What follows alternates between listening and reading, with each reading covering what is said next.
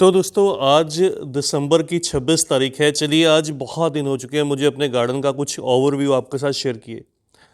आज खास एक जो वजह है ओवरव्यू को शेयर करने की वो ये कि इस साल का लगभग जो एंड है वो आने वाला है।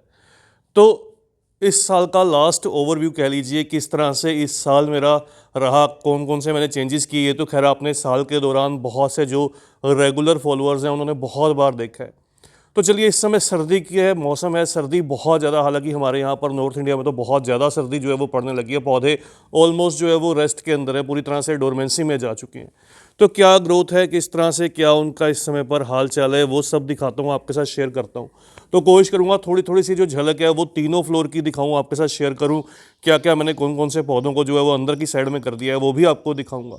तो चलिए वीडियो की स्टार्टिंग करते हैं बिना टाइम वेस्ट किए। और ये मैं हूँ सबसे नीचे ग्राउंड फ्लोर पर, फिर फर्स्ट का दिखाऊंगा आपको, फिर सेकंड का भी थोड़ा बहुत दिखाऊंगा। चलिए वीडियो की स्टार्टिंग करते हैं और हो सकता है इसके मैं दो पार्ट भी शेयर करूँ। सबसे पहले अगर बात करूँ तो यहाँ पर सारे के सारे जो इंडोर पौधे हैं मेरे, यहाँ पर ये सभी के सभी अपनी अभी भी जो ग्रोथ है वो कंटिन्यू कर रहे हैं। सबसे पहले इधर की साइड में जनाइडू के पौधे हैं, फिलोडेंड्रॉन वैसे भी हार्डी प्लांट रहता है और बहुत से पौधे हैं फिलोडेंड्रॉन के। अगर आप फिलोडेंड्रॉन को ग्रो करना चाहते हैं, अभी भी फिलोडेंड्रॉन जो है वो ग्रो कर जाता है, लेकिन कोशिश कीजिएगा ये जनाइडू अगर आप ग्रो करते हैं तो इसकी गोल्डन जो वैरायटी रहती है वो बहुत खूबसूरत रहती है। मैं भी शायद हो सकता है नेक्स्ट ईयर इसका जो रिप्लेसमेंट है वो गोल्डन से कर दूँ। फिर सिंगोनियम मैंने छत से नीचे उतार लिए थे, तो छत से नीचे उतार कर यहाँ पर 5-6 जो अलग अलग जो सिंगोनियम है वो सारे मिक्स से हैं।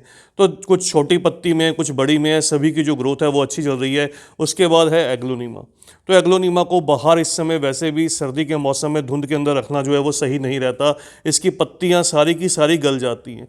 तो इनको अंदर की तरफ रखा है, लगभग 8-10 दिन में केवल एक ही बार इन सब पौधों को जो है वो पानी दिया जा रहा है। थोड़ा बहुत कोहरे का असर जो है वो क्रोटॉन पर पड़ता है। लगभग 5-6 दिन पहले देखिए मैंने क्रोटॉन के पौधे को जो है वो पानी दिया था, 5-6 दिन हो चुके हैं। और क्रोटॉन में सर्दियों में बहुत सी प्रॉब्लम रहती है, इस तरह से क्रोटॉन की जो पत्ती हैं वो गिरने लगती हैं।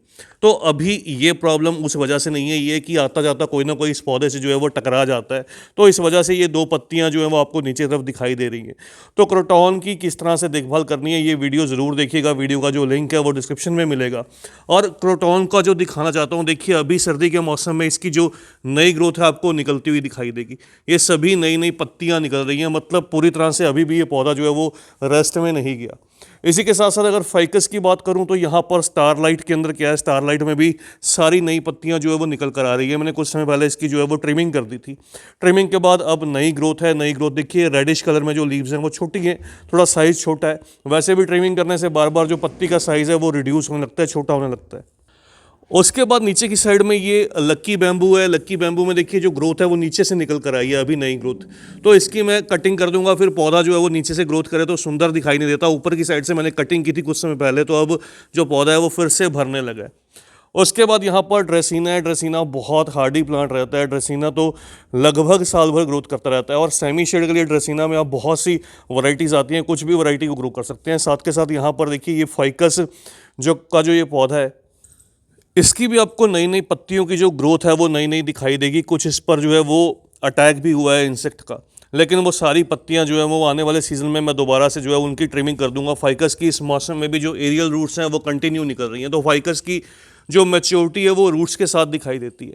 इसी तरह से ये बैनियन ट्री है, बैनियन की भी जो मैच्योरिटी है वो इसकी एरियल रूट्स के साथ ही दिखाई देती है। वैसे भी ये जो पौधा है ये थोड़ा मैच्योर पौधा है और यहाँ से इसकी देखिए एरियल रूट्स जो है वो निकल रही हैं।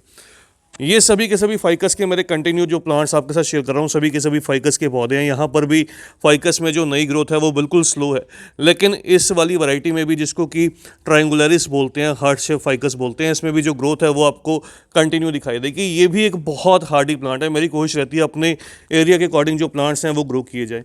तो मोस्टली ये सभी के सभी हार्डी प्लांट्स हैं। सभी की जो ग्रोथ है वो ऑलमोस्ट जो है वो अभी भी पूरी तरह से नहीं रुकी। यही मैं आपको दिखाना चाह रहा था कि सर्दी का इनके ऊपर जो है वो जो इम्पैक्ट है वो बहुत ज़्यादा नहीं पड़ा। यहाँ पर भी अगर आप देखिएगा तो ये शफलेरा के अंदर भी आपको नई नई पत्तियाँ जो हैं वो दिखाई देंगी, मतलब शफलेरा भी पूरी तरह से रेस्ट में नहीं गया। इसी के साथ साथ लास्ट ईयर की अगर बात करूँ तो मेरे सभी पौधे इस समय तक जो है वो रेस्ट में जा चुके थे। और अभी भी अगर आप देखिएगा इक्ज़ोरा के अंदर भी यहाँ पर अगर आप देखिए तो नई जो कलियाँ हैं वो अभी भी निकल रही हैं। मतलब इस साल सर्दी तो हालांकि बहुत ज़्यादा है, लेकिन पौधों की जो ग्रोथ है वो कंटिन्यू चल रही है।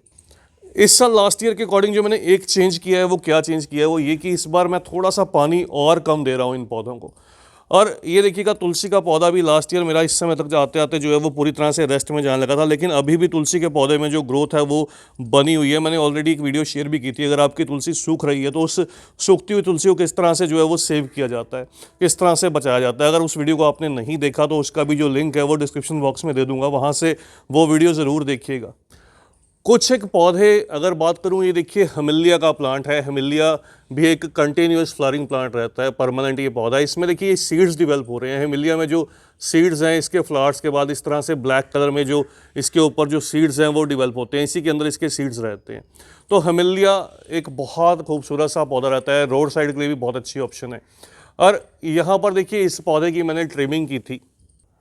ये देखिए, मैं थोड़ा पास से आपको इसको थोड़ा सा टेढ़ा करके दिखाता हूँ। ये गोरी चोरी की डवाफ वाली वैरायटी है, जिसको येलो बेल्स बोलते हैं, टिकोमा की वैरायटी है, ये डवाफ वाली वैरायटी है। तो ट्रिमिंग मैंने की थी इसकी नवंबर के स्टार्टिंग में, कह लीजिए नवंबर के स्टार्टिंग में ट्रिमिंग करने के बाद अभी क्या है, मोस्टली जब आप ट्रिमिंग थोड़ी सी लेट करते हैं तो क्या होता है, जो पौधा अपनी नई पत्तियाँ ग्रो करता है ना, वो पत्तियाँ उसकी स्टेबल रहती हैं, वो गिरती नहीं है सर्दी के मौसम में। तो यही कुछ इस पौधे के साथ भी है। बाकी अगर बात करूं तो देखिए, अरेलिया के पौधे में अभी भी बहुत अच्छे से ग्रोथ है। अरेलिया को अब जो आने वाले समय में एक आध बारिश पड़ेगी, उस बारिश से बचाना पड़ेगा। उस समय पर मैं इस प्लांट को यहाँ से उठाकर जो है वो थोड़ा अंदर की साइड में शिफ्ट कर दूंगा। ऐसे कुछ एक पौधे रहते हैं, जैसे तुलसी को भी आपको उस समय पर जो है थोड़ा सा सेव करना पड़ेगा, बचाना पड़ेगा। और ऐसे ही इस तरह से ये पान की जो बेल रहती है, अगर इस पर भी ओवर वाटरिंग होगी तो ये पूरी तरह से गलने लगेगी। अभी भी ये पौधा जो है वो रेस्ट में जा चुका है। और एक दो कमेंट्स आए थे हमिलिया और कैमिलिया के अंदर क्या डिफरेंस है। ये देखिएगा, ये कैमिलिया का प्लांट है, इसमें कलियां अभी बन रही हैं। थोड़ा सा इस बार जो प्लांट में हालत थोड़ी सी इतनी अच्छी नहीं है, थोड़ी थोड़ी इसकी जो पत्तियां हैं वो जलने सी लगी हैं। लेकिन बहुत डिफरेंस है हमिलिया के पौधे में, कैमिलिया के पौधे में।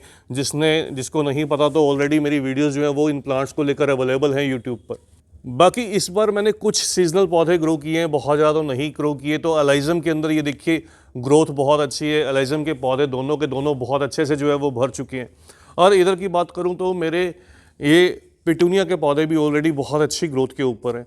और यहाँ पर ये फॉक्सटेल का पौधा है। पिटूनिया में क्या हुआ, जब मैं पीछे थोड़ा सा शर्टिका पेन के चलते थोड़ा प्रॉब्लम में रहा, उस समय पर जो मेरी मिसेस ने जो पानी दिया उसके चलते उसको नहीं पता था, तो यहाँ पर एक जो प्लांट है ये रोट हो गया, ये गल गया। बाकी अदरवाइज सभी जो प्लांट्स हैं ये हेल्दी हैं। तो इस तरह से है। देखिए, ये ग्राउंड फ्लोर का नज़ारा है। ग्राउंड फ्लोर पर ऑलमोस्ट सारे प्लांट जो हैं वो अच्छी ग्रोथ पर हैं। अभी किसी प्लांट में कोई बहुत ज़्यादा जो प्रॉब्लम है वो नहीं क्रिएट हुई। मनी होट के प्लांट में भी अब जो पत्तियां अगर बात करूं तो अब गिरने लगी हैं। ऑलमोस्ट सारी की सारी जो पत्तियां अब येलो होकर गिर जाएंगी। और ये पौधा भी पूरी तरह से जो है वो रेस्ट में चला जाएगा। फिर नेक्स्ट ईयर मैं इसकी दोबारा से नीचे से जो ट्रिमिंग है वो कर दूंगा। तो अगर आप इसको घना बुशी पौधे में डेवलप करना चाहते हैं, इसकी ट्रिमिंग जो है वो बेस से बार बार करना, हर साल करना, ये ज़रूरी रहता है। तो चलिए, पार्ट 2 में इसके ऊपर की साइड में जो प्लांट्स हैं वो दिखाऊंगा। और वीडियो का एंड करने से पहले ये गोल्डन साइप्रस का मेरा जो प्लांट है, इसकी मैंने ऊपर से एक बार जो है वो ट्रिमिंग कर दी थी। ये बहुत लंबी सी हाइट में चला गया था। ट्रिमिंग के बाद अब देखिए इसकी सारी जो ऊपर की साइड में नई ग्रोथ निकल कर आई है और बेस में से भी आ रही है। तो नेक्स्ट ईयर मैं सोच रहा हूँ इसकी थोड़ी सी ट्रिमिंग जो है वो नीचे से कर दूँ, ताकि इसकी नीचे से एक कैनपी जो है वो डेवलप हो पाए। बहुत लंबा सा ये पौधा जो है वो डेवलप हो चुका है। तो बस दोस्तों, आज की इस छोटी सी वीडियो में इतना ही। जल्द ही मिलते हैं किसी और नए टॉपिक के साथ, किसी और नई वीडियो के साथ। तब तक के लिए bye, happy gardening, take care.